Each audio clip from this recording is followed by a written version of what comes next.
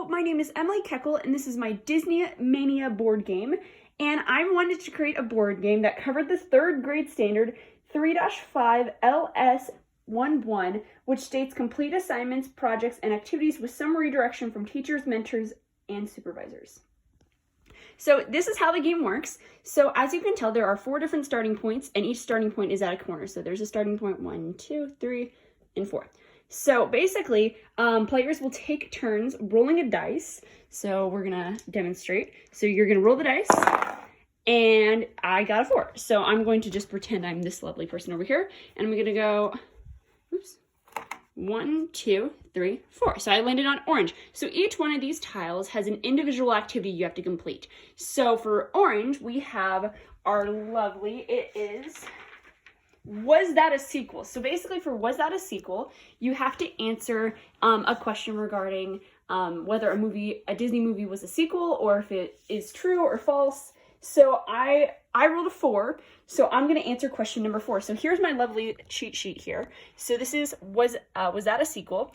And most of the time, there will be a host or someone kind of like controlling the game who can talk a little bit more about the activity, so you don't have to like see the answer before you guess. So I rolled a 4, so the person is going to ask me if Frozen 2 was a true sequel or not. Well, I'm going to say, yes, it is true. That is a true sequel. So I get to stay right there. I get to remain where I'm at because I got the correct answer. So then you will continue taking turns. So just for time's sake, I'm going to just explain what each tile means. So the red represents just classic trivia. So that's just classic Disney trivia and classic Disney facts. So if you get any one of those correctly, obviously you stay. The green represents true or false. So that is just your classic true or false.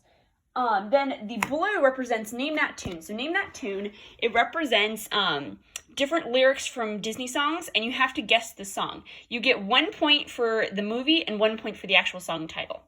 So then we have orange, which we just talked about was that a real sequel? We also have pink, which is, we have purple, which is name that character. And that name that character works because the person asking the question will go, this character, and then they will say, think she's a fish out of water. And then you have to answer what character you think that is.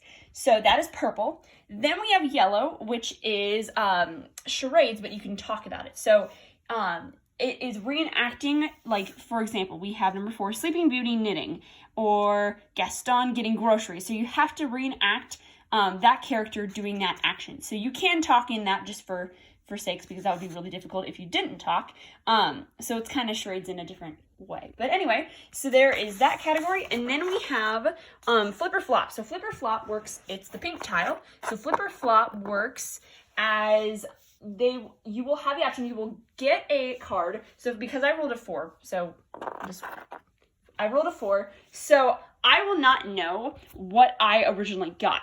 So you have the option to flip or flop your card. So you can give that card to another player. Well, you will not know if that card was a good card or a bad card until the person receives the card. So if I decide, you know what, I'm going to flop that card and give it to Bobby over here, Bobby will then have to take number 4. Number 4, that was a good call because number 4 is a bad action. So it says, yuck, you got sick on the teacups, lose 1 turn.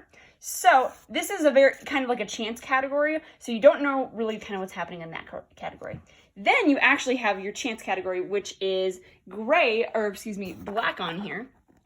And that one is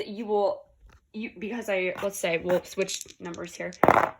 We got a 7. So because it's a 7, I will then look at number 7, and it says teacups. So that means I have to move my tile all the way over to where it says on these lovely things, teacups. So, and that would be the start right here. Any of the location spots are the rainbow ones, and that is just kind of where you put your tile. So all of the Post-it notes have a specific Disney attraction. So you have like Splash Mountain, Jungle Cruise, Toy Story Land, It's a Small World, Star Wars, you have Space Mountain, Tower of Terror, Haunted Mansion, we also have teacups, Mickey statue, Hall of Presidents, all of that fun stuff. And then we have the classic Cinderella castle at the top where you have to finish. So your goal is to get to this tower right here, and whoever's the first one there wins the game. And this is a very fun game. It's very similar to Candyland in the style of like the squares and everything like that, but it's a little different because the squares all have their individual action. So that is my game, Disney Mania. I hope you enjoy, and I hope you enjoy playing this game. Bye-bye!